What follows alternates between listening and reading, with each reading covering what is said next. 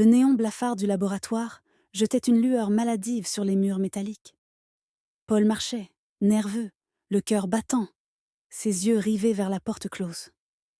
Depuis des heures, il attendait et craignait. Puis, soudain, l'air vibra. Les papiers frémirent.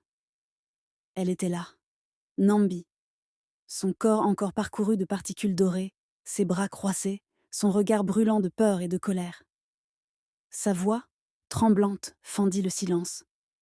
Ils m'ont traité comme un monstre, attaché, observé, disséqué du regard. Paul fit un pas inquiet. « Tu es blessé ?» Elle secoua la tête, accablée. « Non, mais je me suis dissoute, Paul. Je n'ai rien contrôlé. J'avais peur. Et je suis revenue ici. » Elle s'assit, visage enfoui dans ses mains, ses poings encore marqués par les sangles. Paul murmura. « Grave. Tu n'es pas une victime. Ce que tu es, c'est le début d'une héroïne. » Elle se redressa furieuse. « Héroïne ? Tu ne comprends pas. J'ai fui. Je ne maîtrise rien. Et je ne veux pas de ce pouvoir. » Sa colère éclata, et dans un souffle, elle disparut. Ne restèrent que les particules flottantes, et Paul, seul, la main tendue dans le vide. Cette nuit-là, le silence pesait dans son appartement. Assise dans l'ombre, les genoux serrés contre elle, Nambi se repliait sur ses peurs. Ses poignets portaient encore la marque des sangles, cicatrice rouge, brûlante, qu'aucun repos ne pouvait effacer. Elle ouvrit le journal que Paul lui avait confié.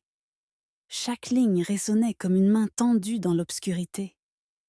Mais même ce carnet, empli de confiance, n'apaisait pas ses doutes. Était-elle encore humaine? Ou déjà autre chose? Au matin, sous un ciel gris, ses pas la menèrent vers un vieux parc. Paul l'attendait, assis sous un chêne, un café chaud entre les mains. Son regard s'illumina en la voyant. Ils s'assirent.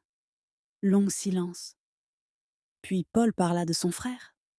Un frère différent, traqué, enfermé, brisé. « Je n'ai rien pu faire pour le sauver, » avoua-t-il. « Mais toi tu peux choisir. Pas pour eux, pour toi. » Le vent caressa les feuilles. Nambi baissa les yeux, hésitante. Paul tendit la main. « Tu peux continuer de fuir, ou apprendre à te battre. » Un instant suspendu. Ses doigts tremblants s'approchèrent. Puis, enfin, elle serra sa main. Et sous l'arbre, un rayon de soleil déchira les nuages. Dans la lumière fragile du matin, ce geste simple marquait la naissance d'une alliée, et peut-être d'une héroïne.